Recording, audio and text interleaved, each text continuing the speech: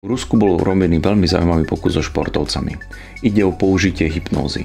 Športovci krátko pred pretekmi potrebovali zhodiť niečo z tuku, ale pritom nestratiť svalovú hmotu, alebo ešte v lepšom prípade svalovú hmotu ešte nabrať. Ten, kto sa týmto veciam venuje, vie, že je to veľmi ťažké. Je ľahké schudnúť alebo nabrať, ale schudnúť a pritom nabrať svaly, to je v skutku problém. Takže sa ľudia zhypnotizovali a u väčšiny športovcov to zabralo veľmi dobre. To znamená, nabrali svaly, stratili tuk, perfektné. Ale v rámci tej skupiny boli aj ľudia, kde to nezabralo. A dokonca tam boli aj ľudia, ktorí mali opačný efekt. A tento problém vlastne vidíme pri tomto placebo a nocebo. To znamená, placebo je, že napríklad ja idem na nejaké pútnické miesto a sa tam vyliečím. To znamená, mám pozitívnu myseľ o niečom a vyliečím sa. Ale na týchto pútnických miestach prichádzajú ľudia, kde sa nič nedieje. Alebo prichádzajú na tieto pútnické miesta ľudia, ktorým sa pohorší. Prečo je to tak? Takže sa v tomto smere robil potom ďalší výskum, aký bol rozdiel medzi týmito troma skupinami ľudí. A prišlo sa na veľmi zaujímavú vec. Tým, ktorý tá hypnóza alebo aj seba hypnóza pomáhala, boli ľudia, ktorí dokázali udržať pozitívny obraz. To znamená, predstavili si sami seba. Samozrejme, dá sa to použiť aj v iných veciach. Predstavím si Ferrari, dom, ako som šťastný s mojou ženou. Podstatné, ale tento obraz nesmie byť statický, musí byť dynamický. To znamená, nesmiem si len predstaviť sám seba, ako staticky stojím, ale ako som v pohybe, ako mám viacej svalov, mám menej tuku a všetko je v poriadku. Okay? Tí ľudia, ktorí dokázali tento obraz udržať, na to bolo urobená jednoduchá technika, sa napríklad povedalo, OK, koncentruj sa 3-7 minút na červenú korytnačku. Tí, ktorí dokážali udržať ten obraz, tí mali pozitívny efekt z hypnózy alebo seba hypnózy. Tí, ktorí to nedokázali udržať, nemali žiaden efekt. A tým, u ktorých sa tento obraz kadejako menil, to znamená zrazu miesto korytnačky tam bola žaba a už to nebola červená žaba, ale zelená žaba a žaba sa premenila na koňa, ktorý potom cvalal niekde, tam bol presne tento negatívny efekt.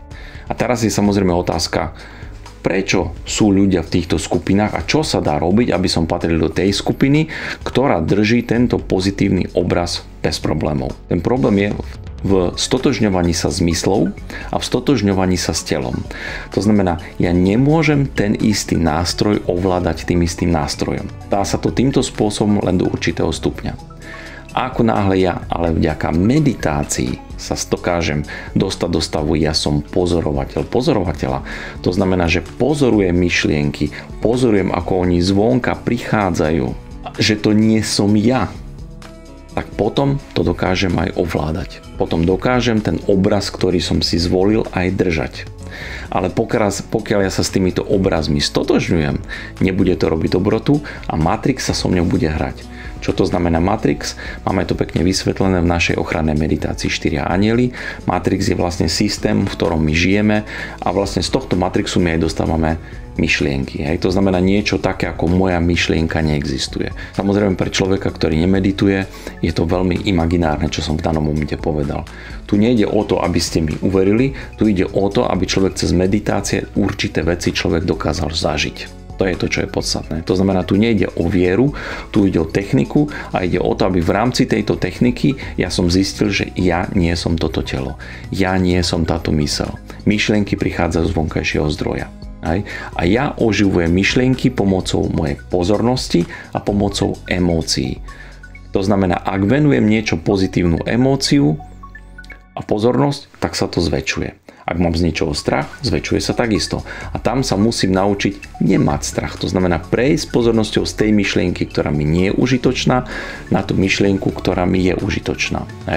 Túto techniku máme veľmi pekne rozpísanú v našom denníku. Tuto je krátky popis denníka, aj techniky Matrix mi hovorí, že ktorú samozrejme na tomto mieste odporúčam. To znamená, čo potrebujem urobiť na to, aby som zmenil svoj osud. Osud nie je dopredu určený. Všimli ste si, že napríklad Nostradamus alebo iní ľudia, ktorí niečo predpovedali, veľa vecí sa splnilo a potom zrazu to bolo inak. Potom sa znova veci splnili a znova to bolo inak. Prečo? Pretože boli ľudia, ktorí sa dokázali dostať práve do tohto stavu pozorovateľa, kedy sa prestávali stotožňovať so svojimi myšlienkami a pocitmi, odstúpili od určitých myšlienok a pocitov a sústredili sa na to, čo im bolo užitočné. Sústredili sa na veci, ktoré prichádzali z duše, z vyššieho zdroja. A tieto veci nie sú matrixom vypočítateľné. Hej. To znamená, keď sa ma ľudia pýtajú, musí sa to stať, väčšinou sa to nemusí stať. Ak dokážem udržať pozitívny obraz o niečom, tak to niečo sa stane. Ale dokážem to? To chce samozrejme tréning.